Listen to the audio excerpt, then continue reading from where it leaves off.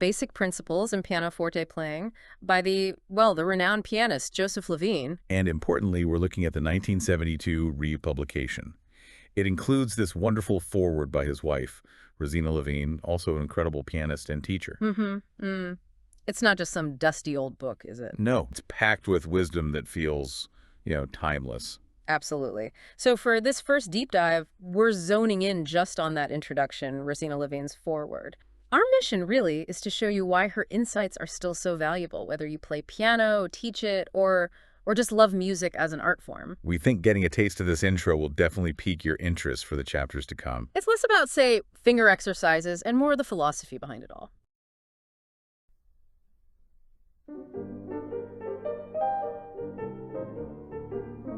Welcome to Piano Night Studio, a podcast where music, piano, and literature come together. Here, we explore the stories behind the notes, the lives of composers and performers, and the books that have shaped the musical world. Whether you're a pianist, a passionate listener, or simply someone who finds beauty in the sound of a single note, this space is for you. In each episode, we go through ideas, emotions, and the timeless connection between music and words. Thank you for joining us.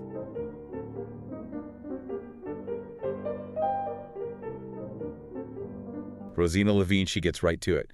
She says anyone serious about the piano needs a profound knowledge of music itself. That's fundamental. Okay, so technique then. Having that complete command of the instrument they learned back in Russia. That's not the ultimate goal. Never the main goal. Technique is purely the means. The tool. The tool, yes. The tool you use to express what the composer intended, their voice. And that puts a real responsibility on the performer. A responsibility to honor those ideas. So how do you actually do that? How do you stay true? Well, she explained you have to use all the resources available and the primary one. That's the music itself. Which means using the best possible score, usually the Urtext edition. That's the one with the fewest later editions, right? Precisely. They were quite strict about ignoring later editors' ideas. Really? Oh, yes. But paying immense attention to the composer's original markings. Things like allegro or con brio. Those aren't just speed suggestions. Not at all. They capture the piece's essential character, its mood. And she notes, it's actually surprising how many students kind of gloss over those crucial instructions. That's fascinating. And she connects respecting the score to something broader, too, doesn't she? Like historical context. Yes. She really stresses the value of reading about the composers, their lives, their world, maybe even what they were thinking when they wrote the piece. Ah, okay. She gives this great example, understanding Mozart's ornamentation. She says you get a better feel for it if you look at, say, Rococo architecture or the fashion of his time. Wow. Okay. So immersing yourself in the whole cultural environment. Exactly. It all feeds into the music. So for you, the listener, whether you play or teach, it means you can't just read the notes on the page. You need to be a bit of a detective, digging into the history. That's a good way to put it. You need that holistic understanding to really grasp the composer's intention. And only then can you really use your technique effectively to serve the music. Rosina points out Joseph dedicated a whole chapter to the secret of a beautiful tone. Something he was famous for, even with so few recordings. Legendary for it. But even that, it wasn't just technique for technique's sake. Which sounds like technique, but maybe framed differently. This actually leads to another key point in her foreword, right? Flexibility. Yes. Despite this, rigorous approach to the score, both Lhevinnes were incredibly flexible teachers. How so? She shares this wonderful, very human story about phrasing. They both agreed a phrase should have one peak, but they often argued fiercely about where that peak should be. So she tells about teaching one of his students while he was away. When he came back, he heard the student play the phrase her way, and apparently he's claimed, "What idiot taught you that?" Oh, no. Only to find out it was her. That's brilliant. So even these masters, totally dedicated to the composer, they still allowed for different valid interpretations. Absolutely. And she says it was kind of the exception that proved the rule. They respected each other's musical viewpoints, even if they didn't always agree on every single detail. And this ties straight into one of Joseph's core beliefs. Rosina quotes him saying, One of the great beauties of music is that it is not mathematics, where 2 and 2 is 4 and 5 is wrong. Music isn't math. I love that. It leaves room for the individual artist. Exactly. Within that framework of respecting the composer, there's space for interpretation, for flexibility. Okay. So the big takeaways from just this introduction are pretty clear. Technique serves expression. Expression needs understanding text, history, context. Right. But crucially, there's flexibility because, yeah, music isn't math. And this little book, it promises to dive much deeper into the how achieving that beautiful tone, technique, accuracy, good practice habits. It does.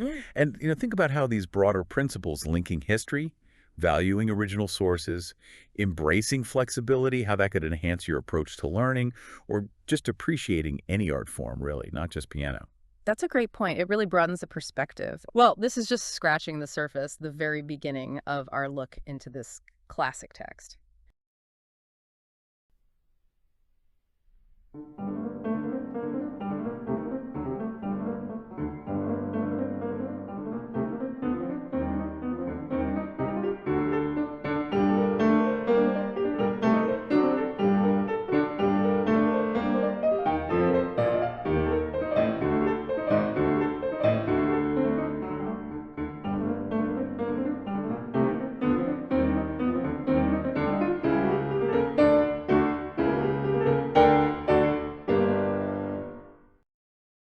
The modern piano.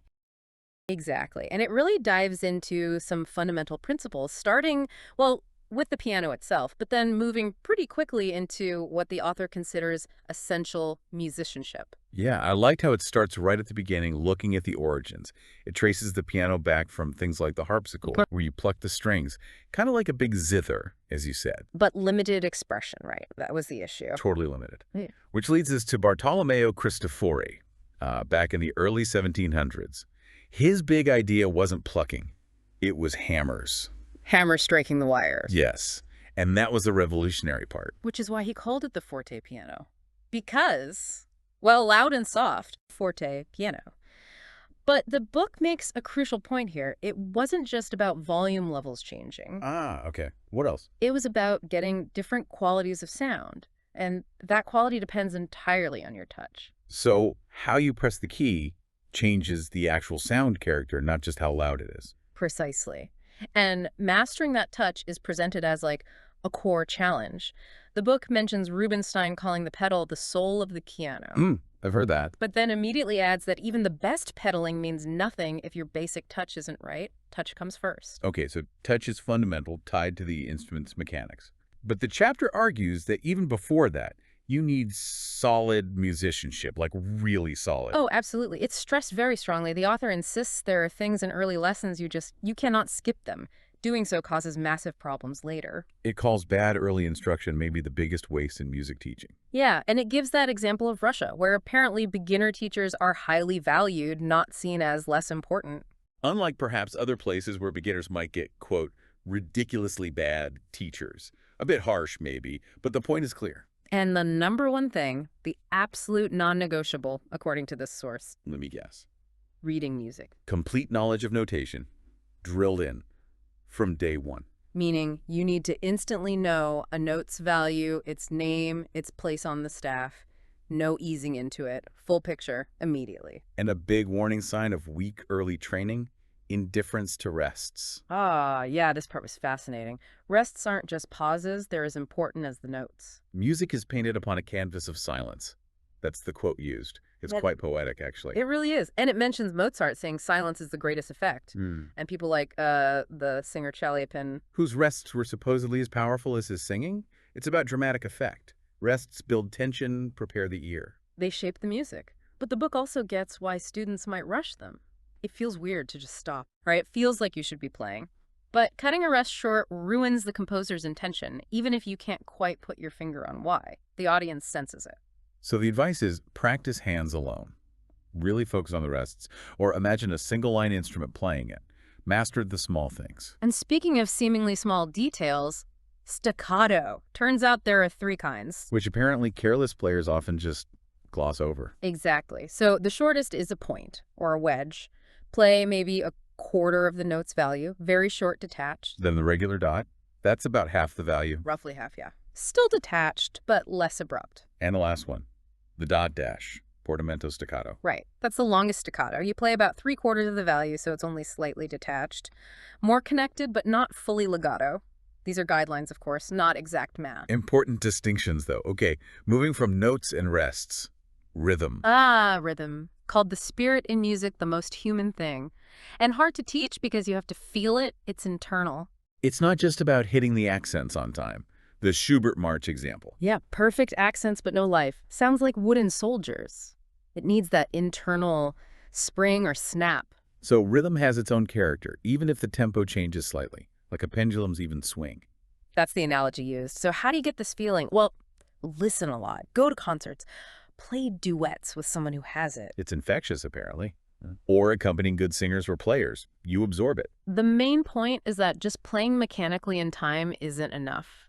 Real rhythm feels alive, and eventually you can even handle 2 different rhythms at once. So wrapping up this first chapter then, we started with the piano's origins, the hammer action making touch vital, Then the absolute need for complete notation knowledge right away. No skipping steps. the huge importance of rests that silent canvas. They're not empty space.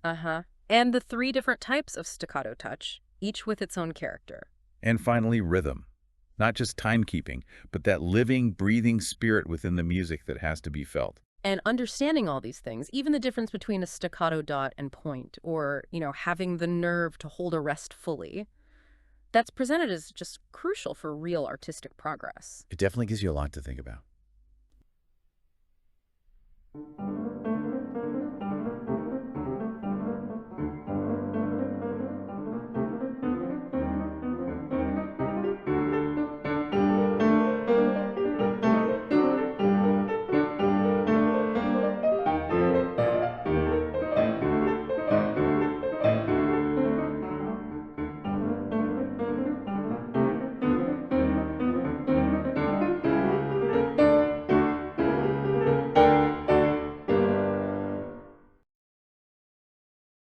Grounding in musicianship. The value of ear training and essentials of a good touch. Quite a bit there. Okay, so a lot to cover. Our mission, as always, is to pull out the really crucial insights for you, the listener, to think about in your own playing. Let's start with that first part. Grounding in musicianship. Why there? Well, the book is absolutely crystal clear on this. Musicianship is the foundation. It insists it has to be solid before you get lost in just, refining technique, polishing the touch itself. So what does that foundational knowledge actually look like? What specifics does it mention? It means knowing your keys, your common chords, and your seventh chords. Really knowing them. The author actually says they should be as familiar to you as your own name. As familiar as your own name. Wow. Wow, that sounds fundamental, but is it often missed? The author seems concerned about that. Very concerned. He talks about encountering students, even advanced ones, playing really complex stuff. Tchaikovsky, Liszt concertos, who, honestly, couldn't tell him what key they were in. Seriously, playing pieces like that. Yes, or they didn't understand how the music was modulating, moving between keys. He has this term for them, musical parrots. Musical parrots, meaning they can mimic the sounds? Exactly. They replicate the notes, the finger patterns, maybe even quite impressively. But because that underlying grasp of harmony and structure is missing, well, the playing lacks real depth, real meaning. And the root cause, according to the text, often goes back to early training. It does. A lack of patient, really thorough drilling in scales and arpeggios right from the start. He stresses that just a smattering, knowing a few scales, just isn't enough. So you need comprehensive knowledge. Absolutely. All of them, major, minor, every key, forwards, backwards. And even understanding the relationships between them, like G sharp minor relating to C flat major, seeing the bigger picture. It paints scales in a different light then, not just finger exercises. Not primarily, no. I mean, yes, they obviously build dexterity. That's a benefit. But their great value, according to this source, is training automatic fingering. Automatic fingering. Yeah, he calls scales the musical multiplication tables. Once those patterns are deeply ingrained, totally automatic, it apparently saves a huge amount of time later on and makes sight reading much, much easier because your hand just knows where to go. Is there a specific way he suggests practicing them? I think you mentioned something interesting there. Yes, there's a very specific method.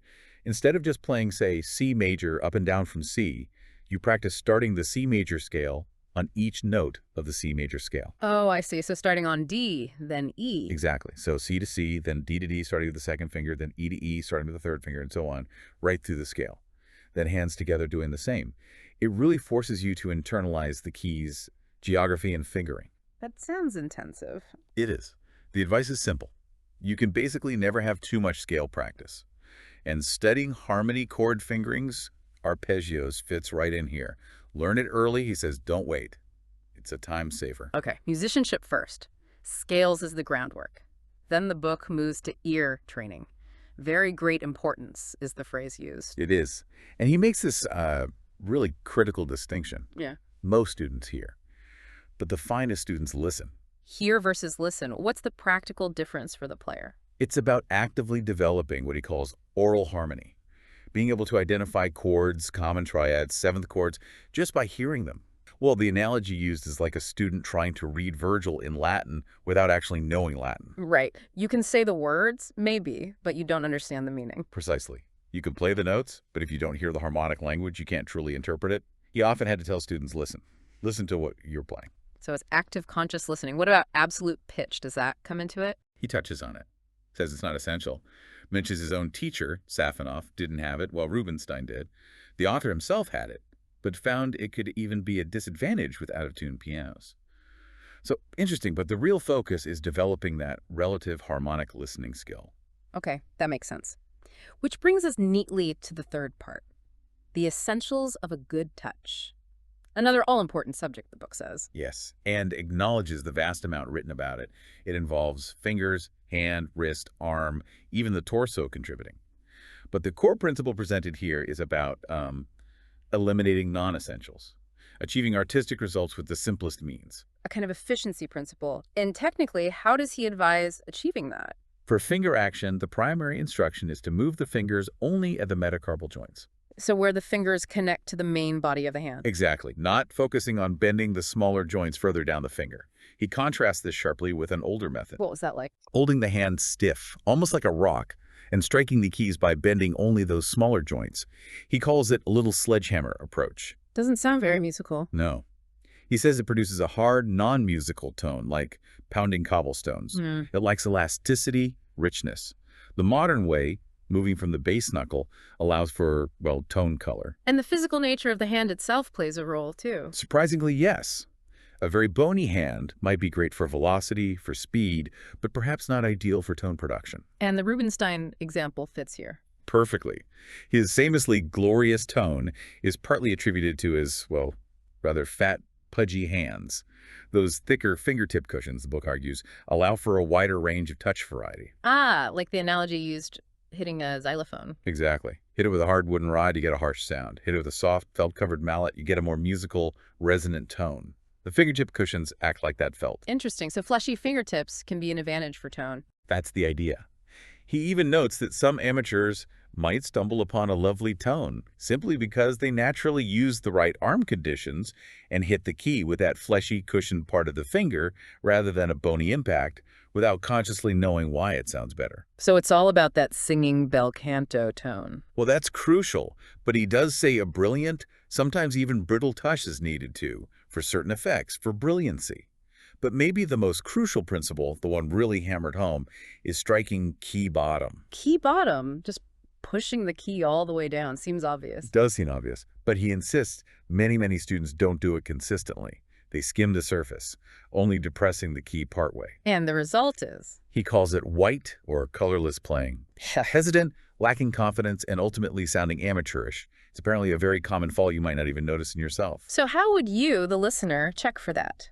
The advice is direct.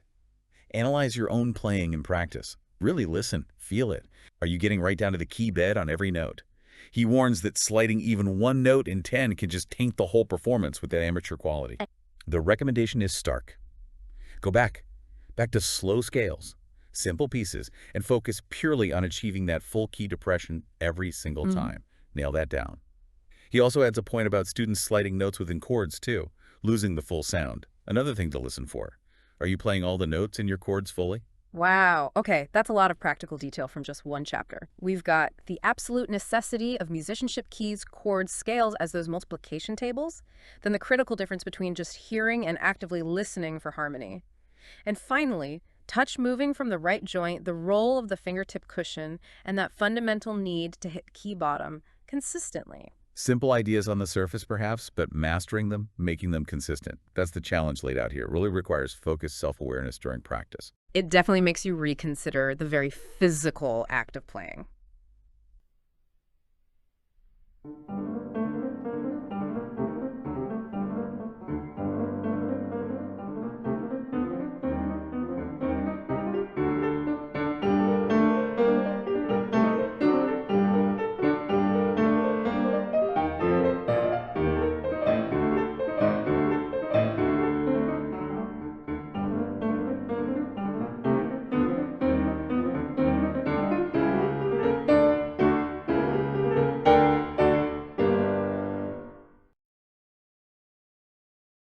The secret of a beautiful tone.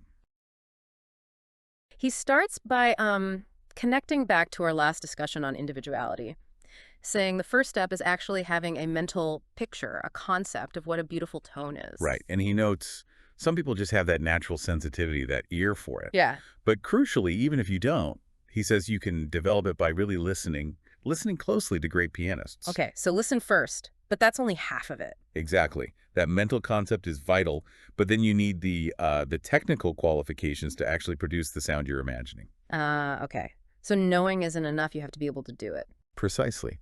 And what's really interesting here, he stresses that while, yeah, sensitivity helps, the actual technical adjustment of the hand and arm, that's, quote, half of the battle. And it's trainable. You can learn it. Trainable. Okay, so let's dive into those technical bits. He gets really specific about the part of the finger you use. Oh, yeah, very specific. He says it's absolutely crucial for that lovely ringing singing tone. Hmm. He argues against using the very tip, the sort of bony part right behind the nail. Finds it unresponsive. Right, unresponsive. And here's where it gets, well, I found this really interesting. He says you should touch the key a bit further back with the fleshy cushion of that first joint. And the idea is to use as resilient and large a surface on that cushion as you can manage, which, as he points out, kind of goes against some older methods, right? The ones focusing only on the very tips. Exactly. The principle, he puts it almost like an axiom. Smaller striking surface means a harder, maybe blunter tone. Good for some things, like brilliant passages. Okay. But for that real singing quality, you need the larger, springier cushion. It makes sense when you think about the thumb, like he mentions. That rich sound you often get from the thumb. Yeah, that's because it naturally has that big springy cushion. So, fingers sorted. Then he moves up the arm to the wrist. Says very few people realize how important it is. Very few, he finds. And he uses this great analogy. If the finger cushions are like, pneumatic tires on a car, Right. then the wrist is the spring, the shock absorber, Yeah. smoothing out the ride over the bumps. Ah, I like that. So a stiff wrist is like having no springs. Pretty much. He says it makes a good singing tone next to impossible. You Uh-huh. just get harshness to these audible bumps. Mm-hmm. So flexibility here is essential. More spring, less bump. Simple as that for the singing tone. Although he does say, doesn't he, that sometimes you do want that stiffness for like really brilliant percussive sound. Oh, absolutely. Skiff wrist, pointed fingers, they have their place. Necessary for maximum brilliance, he cites things like Liszt or imitating brass instruments in Schumann. Every technique for its purpose. But for this specific, beautiful singing tone we're chasing, flexibility is absolutely key. And, thinking bigger picture, the wrist isn't just floating there, it's integrating the weight and motion from your whole arm, cushioning that descent into the key. Okay, so we need the mental concept, the right finger contact that cushion, and a flexible wrist acting as a shock absorber.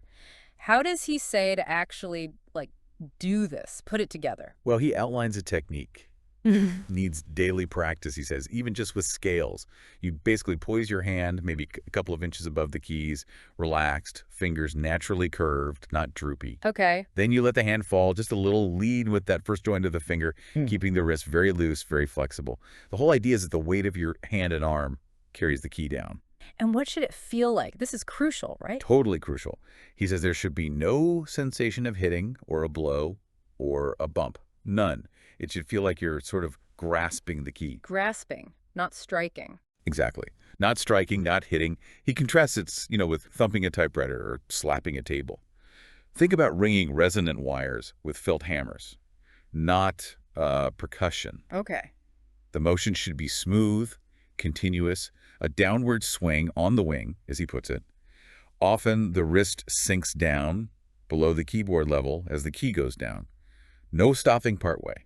Wow, that image of grasping is quite powerful. But wait, he doesn't stop there, does he? It's not just about starting the sound. Not at all. And this is so often overlooked, he argues. How you stop the sound is just as important as how you start it. Especially for melodic limes, you want to avoid a sudden cutoff, a sound bump at the end. A sound bump at the end. Oh, Okay, yeah. so how do you avoid that for those singing lines? You basically reverse the attack process. Instead of letting the hand fall, you gradually raise the wrist. The finger lifts off the key slowly, smoothly.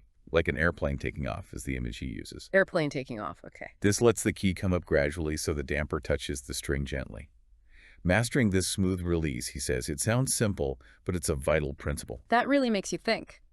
If the attack shapes the start, doesn't the release shape the decay, the end of the note, and how it connects to whatever comes next? It sounds just as fundamental. Absolutely fundamental. Yeah. It's the difference between music flowing beautifully and just stopping abruptly. Yeah. It affects the entire line. So pulling this all together, the secret isn't really one secret, is it? It's more like a whole system. Exactly. It's having the idea in your head, getting the technique right, using that specific fleshy part of the finger, getting a large contact area, keeping the wrist flexible like a spring, using arm weight in that smooth, non-hitting, grasping motion. And, critically, paying just as much attention to the smooth release of the key. Yeah. It's really all in those connected details, those sensations. And mastering these details, that's what he claims, separates real musical playing from just hammering out musical horseshoes on an anvil, as he colorfully puts it. Right. It lets you play powerfully, but without being harsh or bangy. It makes the whole experience more graceful, more satisfying for you and for anyone listening. But it takes work, patient practice, and maybe most importantly, really listening to the sounds you're making. Constantly listening, active listening is key. Well, that was quite a dive into tone production mechanics. And our source indicates the next chapter moves on to acquiring great delicacy of touch and also the opposite, great power. Yeah, I'm curious to see how he approaches those extremes, building on this foundation.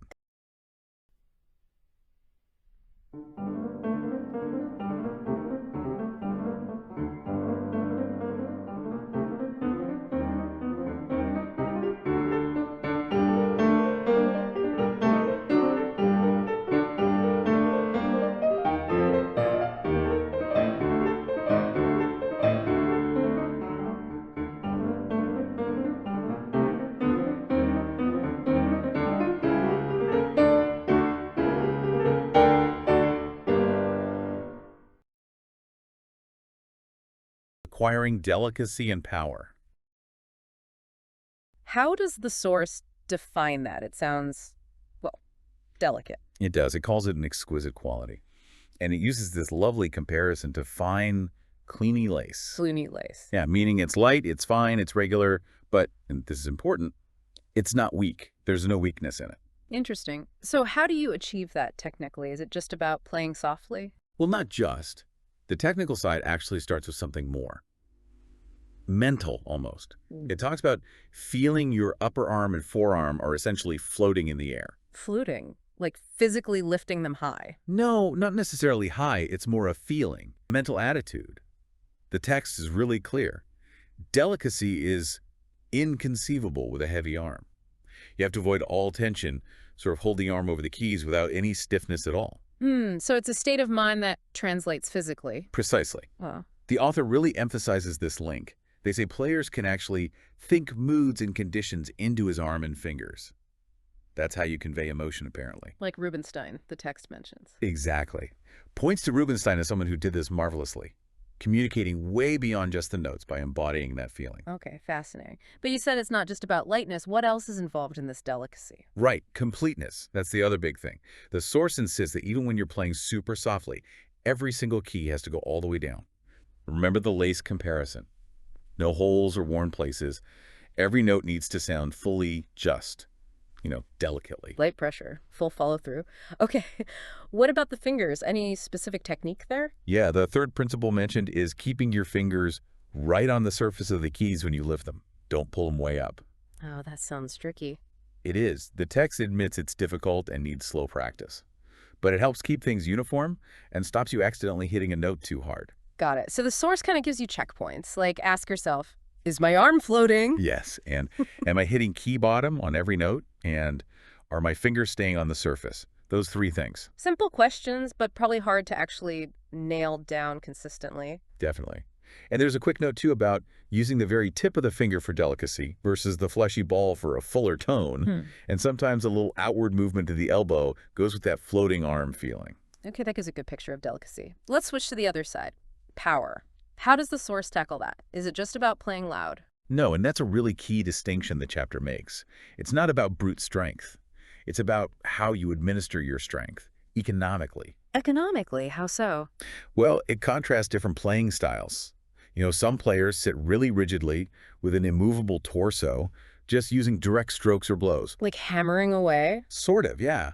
But then it brings up Rubinstein again, this time for his power. Ah, the same example, but for the opposite dynamic. Exactly. It describes him leaning towards the keyboard, using the weight of his body, his shoulders, for the big forte passages. So using body weight, not just arm strength. Right. And the crucial part is he could be heard over a whole orchestra, playing fortissimo. But the text says there was never any suggestion of noise, no disagreeable pounding. How do you get that much sound without it just being noise? The wrists. The source says his wrists were always free, like a natural shock absorber. Ah, okay. So the weight is transferred through a loose wrist, not delivered by a stiff arm hammering down. You've got it. That's the artistic difference it highlights. Drawing the tone with controlled weight and pressure versus just hammering it out. Makes sense. Does it give examples? It does, Chopin. The military polonaise, the B-flat minor scherzo, pieces the source says are often just ruined by banging. Yeah, you can imagine those getting pounded out. Totally. Or played with sledgehammer blows because of stiff wrists. But the text argues they need loose wrists, the fleshy part of the finger, and power coming from the shoulder. That's how you get a lovely tone and the real nobility and grandeur. So it's powerful and musical, not just loud. Precisely.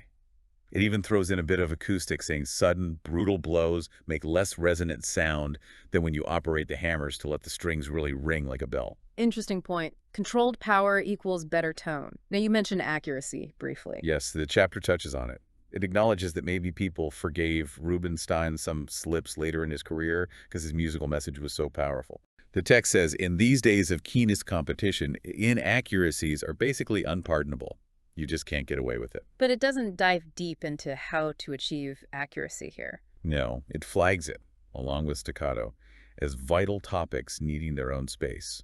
Said they'll tackle those in the next chapter. Okay, so a bit of a teaser there. Exactly. So, wrapping up chapter 4, the big takeaways are really about these two sides of the coin. Delicacy coming from that mental state, that floating feeling, plus the physical completeness of hitting key bottom. And power coming not from force, but from using weight intelligently, channeled through those crucial loose wrists. Yeah, it really makes you think, doesn't it?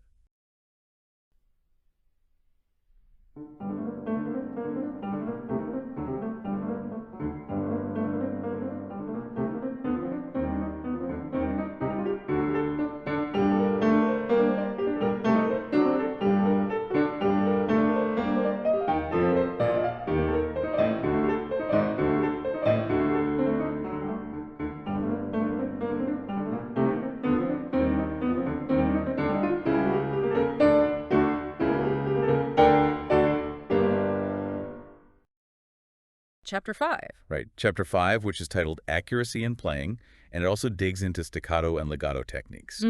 Yeah. Let's jump right in. The chapter kicks off with maybe a surprising point about inaccuracy. Yeah, it suggests the main culprit isn't always, a fundamental lack of ability. It's more mental. Exactly. Yeah. Mental uncertainty, that's the term used. And often it comes from trying to play just that little bit too fast, faster than you're really comfortable with. Right.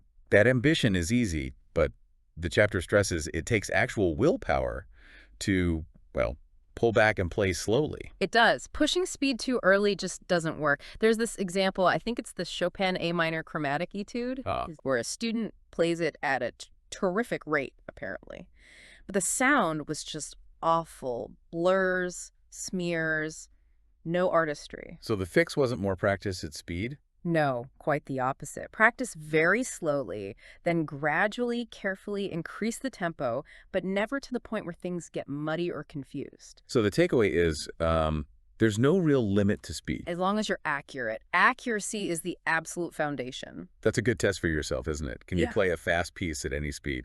Those middle tempos can be unexpectedly hard. Very true. The metronome is great for checking this, obviously. Start slow, nudge it up bit by bit. But also, you need that internal feel for tempo. You know, Beethoven feels different from Chopin. And the chapter also warns against, like, exaggerated tempos, right? Too fast or too slow is still a kind of inaccuracy. Definitely. Now, beyond tempo and focus, it mentions two other key things for accuracy. First, finding the best fingering. The absolute best one for you, Right. and then using it every single time. Consistency is key. Right.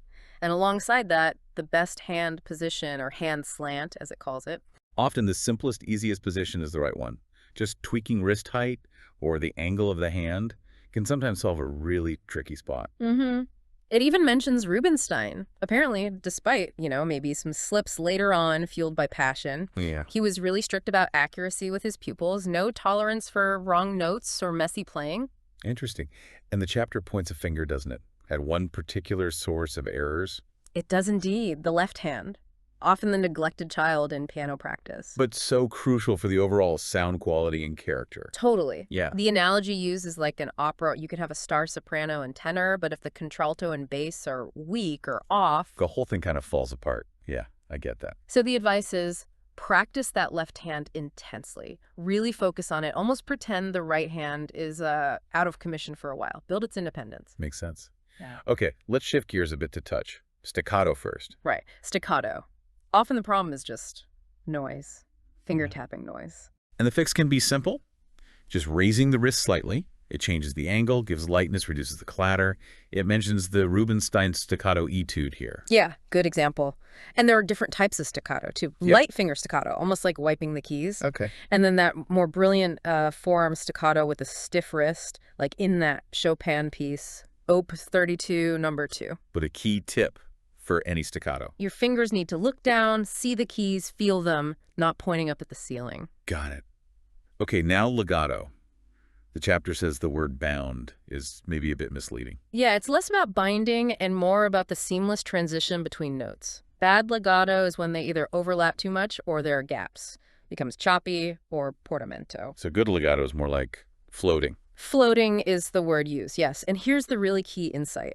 For that floating effect, the notes need to have the same tonal color. Ah, okay. So if your touch is all over the place, varying wildly from note to note, It destroys the legato. Like that analogy of a stream of bees, if they're all different shapes and colors, it just doesn't look unified. Schumann's Trimeri is mentioned. right, where you need that consistent touch within the phrase, blending the colors is better than sharp contrasts for legato. Exactly. And this is actually harder on the piano, especially with longer notes. Because the sound dies away, unlike a violin. Precisely. You need enough tone to start with so it lasts, but then you need to bring in the next note smoothly, just as the previous one is fading. It's called a real problem for piano legato. So scales are good practice for both legato and staccato then. Excellent practice. But you have to really listen. Use your ears just as much, if not more, than your fingers. All these technical points, accuracy, touch, they're vital. The chapter suggests even taking simpler pieces, maybe below your current level. And practicing them with intense care, really focusing on the sound. Because that beautiful touch, that smooth legato, it doesn't just happen by accident. Not at all. It comes from developing your tonal sense, your idea of what sounds beautiful, your aesthetic ideals, and combining that with the physical practice. Technique, just for technique's sake, making your hands like machines. Is worthless without beauty. The author really laments all the practice over the years that achieves accuracy, but misses that one great quality, beauty. The real goal is guiding students towards seeking that beauty in their playing. Exactly. So wrapping up, here's a thought from the chapter for you, the listener, to maybe stop and listen for in your own playing. When you play, are you expressing what the composer intended? Their thought, their mood? Or maybe are you expressing what you feel, what you wish to convey? Whatever it is, the point is, express something. Don't just play the notes accurately. Yeah, that's a powerful reminder. So quite a bit packed into this chapter on accuracy, staccato, and legato. We definitely cover that core idea of mental uncertainty being key, the importance of slow practice, getting fingering and hand position right. Giving the left hand proper attention and those specific touch techniques. But I think the biggest takeaway really is that technique is there to serve expression. And the ultimate aim is beauty in the sound. Couldn't agree more.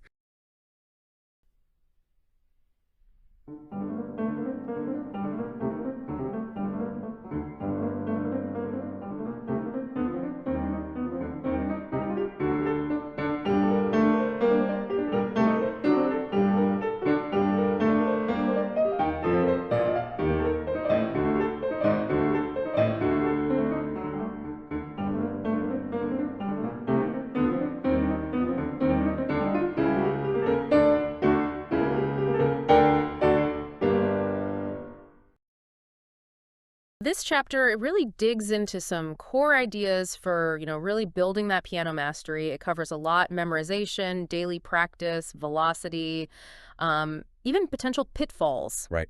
Chapter 6, first section. People who memorize readily. What's the main point?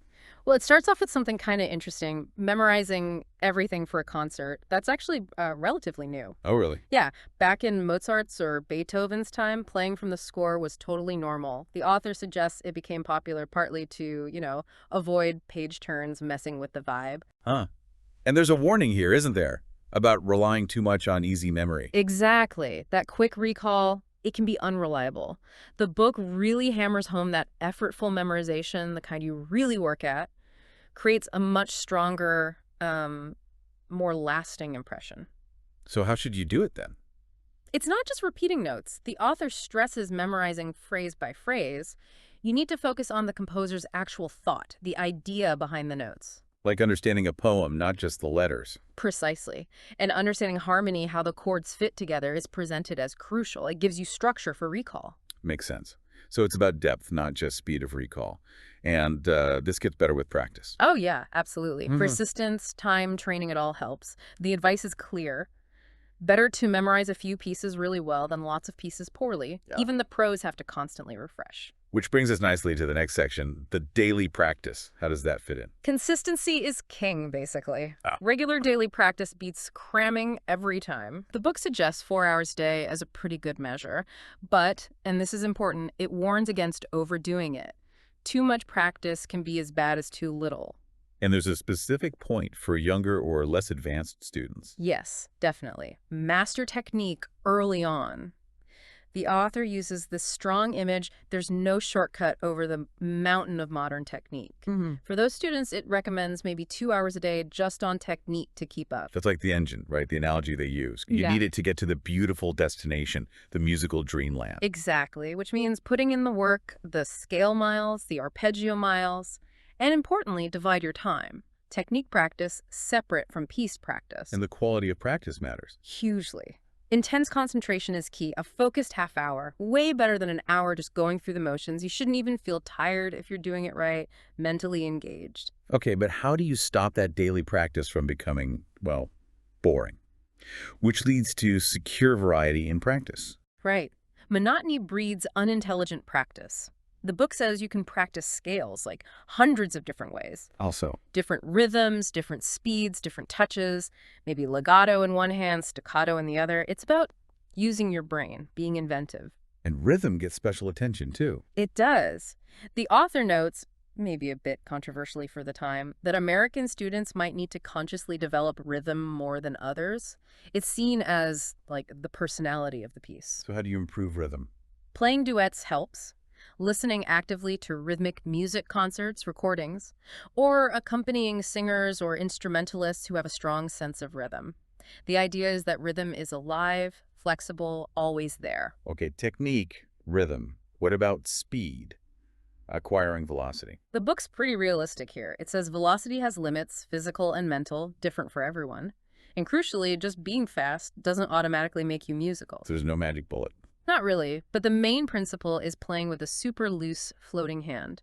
Rigidity and speed just don't work together. You have to be relaxed. And the advice is to work on your weaknesses. Yeah. If you're naturally fast, don't just play fast, flashy stuff. Work on other things. Your speed will take care of itself if your foundation is strong. Which ties into the next warning. The danger of bravura. Those big, showy pieces. They're tempting, right, but dangerous if you tackle them too soon. They can distract from the finer points of music. Good bravura playing needs spirit, daring, but students might try, say, the Tchaikovsky concerto way before they're ready, before mastering the basics. Leads to an unbalanced musical diet, you could say. And there's another danger, too. Clarity, that's a big one. When things get fast and loud, it's easy for it all to turn into mush. Real bravura, the book argues, should actually become clearer as it gets more intense. Okay, last section. The danger of the pedal. This sounds serious. It is if you're not careful. The author is very clear. Pedaling needs just as much thought and study as your finger work. It's not just a wash to cover things up. And letting go of the pedal is as important as pressing it down. It's just as crucial. The best pedaling, apparently, is the kind the audience doesn't even notice consciously. It mentions different types of pedaling. Regular pedaling, pedal down with the note. And syncopated pedaling, pedal down after the note starts, lifting, just as the next one sounds. That syncopated style is vital for connecting chords smoothly, avoiding a clunky sound. And different depths. Quarter touch. Yeah, subtle stuff. Barely lifting the dampers for really delicate, almost harp-like sounds. Harder on uprights, apparently. Skillful pedaling creates atmosphere, softens outlines. Like a painting. Like a Corot painting is the comparison used. That's the one. And it really depends on the music style and era. Pedaling for Haydn is totally different than for Chopin. It requires judgment, taste. So bad pedaling is hideous, but mastering it unlocks treasures. Pretty much sums it up. So wrapping this chapter up, Yeah. What's the big picture from chapter 6? It seems mastery isn't just one thing. It's not just speed or memory alone. No, it's this whole blend. Intelligent, dedicated practice, deep memorization, getting the rhythm right, controlling velocity, and this really meticulous, thoughtful use of the pedal. And tailoring it all to the specific music, the style, the composer's idea. Absolutely. It's a complex art. Which leaves us with a thought. If the author says the best pedal effects are the ones you don't consciously notice, what other parts of a really masterful performance, maybe in music or even other arts, are most powerful when they're almost invisible? When they just work without drawing attention? That's a great question. Something subtle but essential. Definitely something to think about.